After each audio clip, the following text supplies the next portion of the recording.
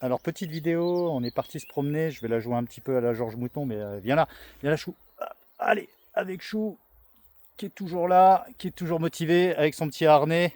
Du coup, petite promenade dans les bois, matin de bonne heure. On est vendredi matin. Voilà, on ne déroge pas, hein, la baisse du cortisol, justement, la gestion du stress. Ça va faire partie de cette petite vidéo. Donc du coup, voilà, je voulais vous parler en fait de l'importance de la gestion du stress et notamment du cortisol.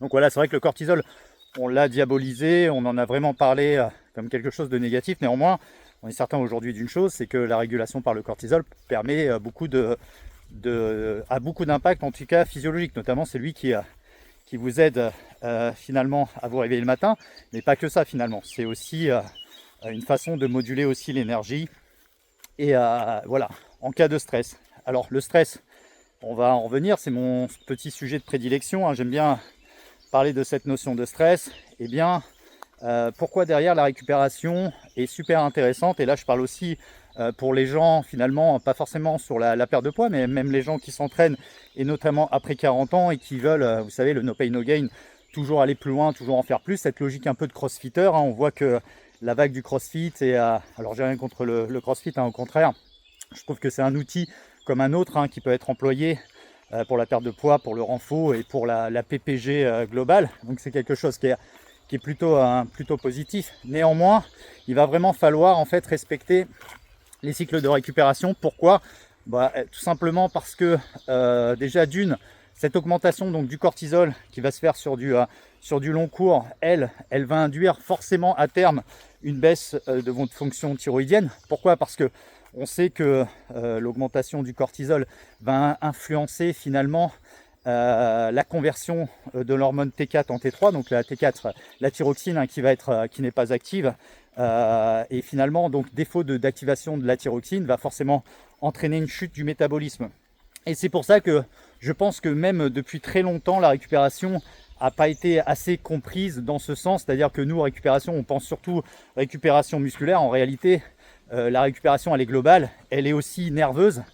Ça, je pense surtout au sport de force, hein. On parlait du crossfit, mais le bodybuilding, le fitness, tous ces sports quand même de soulève, où on va soulever en tout cas des charges et on va solliciter le système nerveux, vont être forcément délétères à un certain moment. C'est-à-dire que la dose dépendance, hein, savoir est-ce que je suis dans le bon dosage pour pouvoir me permettre d'augmenter mes performances, voire de les maintenir, ou est-ce que je suis parti carrément trop loin et que j'ai un crash du système nerveux et puis un crash du système hormonal.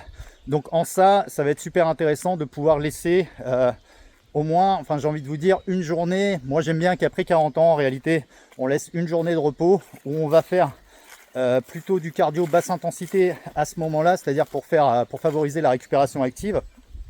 Ce qui a du sens, hein, finalement, parce que on va continuer en tout cas à maintenir des échanges au niveau sanguin qui va permettre justement d'oxygéner les muscles et puis d'envoyer les nutriments qui sont nécessaires, mais ça vous connaissez. Et quelque part, il va falloir aussi, c'est sur ce point où il faut vraiment insister, c'est-à-dire qu'il va falloir vraiment être en récupération active, et c'est-à-dire ne pas chanter, si vous voulez, le système, afin que cet entraînement qui était à la base un entraînement de récupération se transforme finalement en entraînement de performance, d'accord? Arrivé donc au seuil lactique, par exemple, il n'est pas rare, hein, quand je préconise moi de la récupération active, il n'est pas rare que les gens ne savent pas gérer en fait ce cardio. Alors il y a même, et je pense que beaucoup chez les body, en fait, chez les gens qui pratiquent la muscu, ils ont du mal à s'équiper en device électronique, et moi c'est un point où j'insiste. Alors j'ai aucun partenariat avec aucune marque, mais c'est vraiment un point où j'insiste, parce que de regarder ces battements cardiaque, c'est le meilleur indicateur finalement à l'instant T de savoir sur quelle zone. Alors même si on peut en débattre, hein, c'est fiable ou pas fiable, je pense à Sean notamment là, sur sa chaîne, qui parle souvent en fait, de la fiabilité des devices. Bon, c'est vrai, mais ça nous donne quand même un indicateur, rien de tel qu'une vraie ceinture, hein, une petite ceinture polar, finalement une ceinture de cardio, pour vraiment être vraiment raccord et éviter ces dysfonctions, parce qu'elles sont quand même relativement fiables, ces ceintures.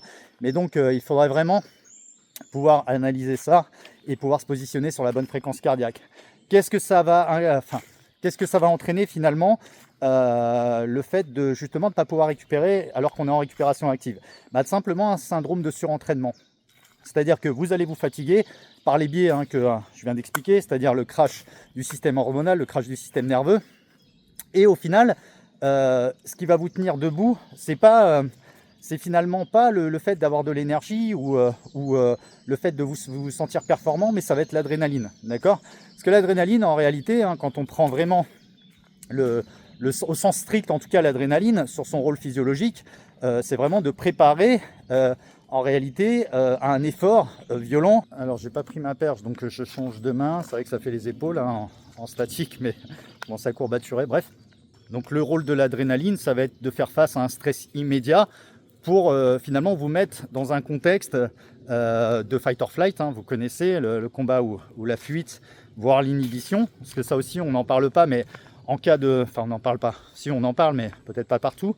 Les Anglais étant quand même meilleurs, je trouve, là-dessus, pour expliquer un petit peu tout ça. Mais en fait, faut comprendre que l'inhibition, c'est le dernier stade, enfin, ou en tout cas, qui est lié justement au mécanisme de l'axe HS, donc l'hypothalamo-hypophyso-surrénalien.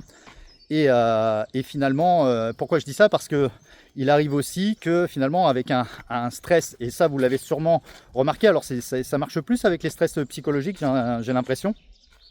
Quand vous avez un gros stress, vous vous sentez même incapable de bouger, vous tremblez, et on est proche de l'inhibition. C'est-à-dire qu'il y a des animaux dans la nature qui se servent justement de cette faculté-là pour faire croire qu'ils sont morts, tout simplement.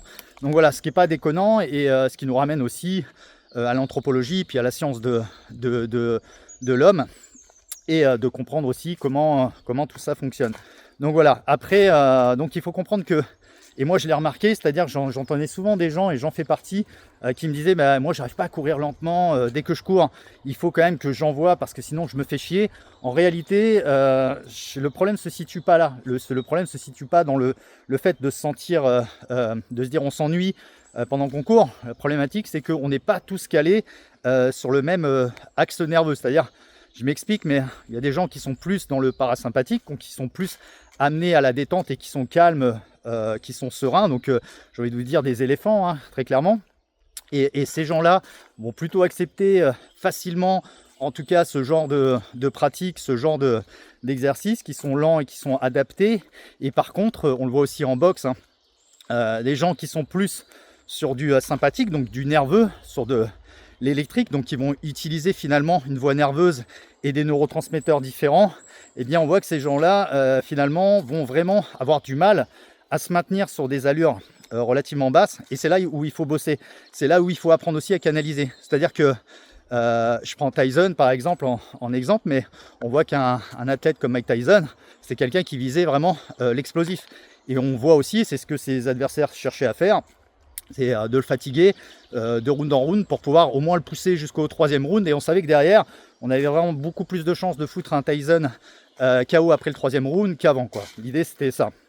Et en fait, ça faut que vous arriviez aussi à le comprendre et que vous compreniez l'impact que ça peut avoir. Donc l'idée du cardio, vous savez, il y a la performance, mais la performance, j'ai l'impression aussi que c'est un peu comme l'ascenseur social. C'est-à-dire qu'aujourd'hui, on a besoin aussi d'exister à travers notre boulot, notre revenu, donc les revenus qu'on dégage, l'apparence et cet aspect sociétal a beaucoup d'impact, donc la performance en fait partie, vous le voyez bien. Je pense que vous êtes comme moi, vous avez pu voir le mec des fois qui n'a pas forcément, je prends un type lambda, mais qui n'a pas forcément un super niveau, mais qui va bombarder en course, qui vous voit arriver, puis qui va vouloir vous mettre un zef, et limite vous se supérioriser par rapport à ça. Puis ce mec-là, vous allez le retrouver dans 3-4 km en train de descendre son allure, et il vous double à 14, et vous le retrouvez à 9 en récupération en train de cracher ses poumons. On voit bien que aussi en réalité il y avait des signes extérieurs de richesse, maintenant il y a des signes extérieurs de performance, d'ego, et ça en fait partie. Et donc qu'est-ce que je voulais vous dire aussi par rapport à ça? Donc l'idée, donc ça va être vraiment de viser sa récupération et pas chanter en fait ces paliers qui sont nécessaires à cette récupération, et finalement pour pouvoir optimiser aussi ses performances. Alors bizarrement, vous savez, c'est comme en course, on dit que progresser c'est en courant lentement, eh bien, progresser de façon générale, même dans l'optique de perte de poids ou de gain de muscle, c'est aussi finalement y aller et mettre la récupération vraiment au centre de votre protocole.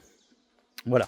Donc voilà, j'ai toujours peur d'oublier des choses, donc je reviens juste 30 secondes sur cette histoire de comment dire, particularité des personnes, en tout cas le centrage sur tel ou tel système nerveux.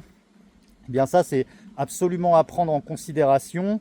Et vous savez, c'est un petit peu comme, je pense en psychologie, il faut essayer de monter ses curseurs et essayer d'avoir un petit peu, je veux dire, une moyenne, de se rapprocher vers une moyenne. C'est-à-dire que selon la personnalité, c'est pas bon. Enfin, quand on voit quelqu'un qui est beaucoup trop, j'ai envie de vous dire, quelqu'un qui est beaucoup trop expressif, quelqu'un qui aime se mettre en avant, alors c'est pas forcément plaisant, et on essaiera, enfin, selon après les modalités de chacun et les ambitions de chacun, mais on essaiera de stabiliser tout ça pour justement se sentir mieux et paraître mieux aussi en société. Et le contraire est vrai aussi, c'est-à-dire une personne trop inhibée, qui n'est pas expressive ou qui internalise beaucoup, qui intériorise beaucoup, pardon, eh bien cette personne aussi aura forcément des défaillances dans le système, ce qui ne sera pas bon. Et c'est pour ça qu'on entendra dire oui, trop bon, trop con. Enfin, je ne pense pas que la réalité, elle se trouve là. Je ne pense pas qu'on soit trop bon ou trop con. Je pense que justement, derrière, on n'arrive pas à générer assez de, comment dire, j'allais dire de standardisme derrière, mais au moins comprenez dans ce sens-là, j'ai envie de vous dire, si on arrive à stabiliser ces curseurs et les mettre à peu près à l'orthocentre à tous les niveaux, expressifs, psychologiques, émotionnels, eh bien, et physiques aussi, eh bien là, on arrive à avancer. Et là, je pense qu'on s'enlève aussi pas mal de verrous. Donc voilà, j'espère que cette vidéo, elle pourra... alors, elle n'a pas un but réellement, ce qu'il faut comprendre aussi, c'est que cette vidéo, elle a un but aussi, elle n'a pas pour vocation en tout cas de faire de vous des athlètes de haut niveau. En fait, on n'en est pas là. Moi, je pense qu'aujourd'hui, on confond un peu tout. C'est-à-dire que voilà, on confond les sports de haut niveau, la performance et le sport lambda. Et beaucoup de gens se confondent un petit peu à travers ça, notamment pour des problèmes d'ego, je pense, et de positionnement social, en tout cas de pression sociale. Et voilà, nous, on est plutôt sur une logique de santé et de viabilité. Parce qu'on pense vraiment que l'activité physique, eh bien, ça doit être corrélé en tout cas à un état de santé optimal. Et qu'en ce sens, il faut essayer de se préserver et de pouvoir justement pratiquer cette activité qu'on aime, qui nous tient à cœur le plus longtemps possible. Parce que ça sonne en résonance avec la vie. Voilà, je vous souhaite une bonne journée. À plus tard, mettez des commentaires. N'hésitez pas à mettre des pouces aussi si ce genre de vidéo vous plaît, si ce genre de format vous plaît. Et je vous promets, je vous en ferai plein. Allez, bye.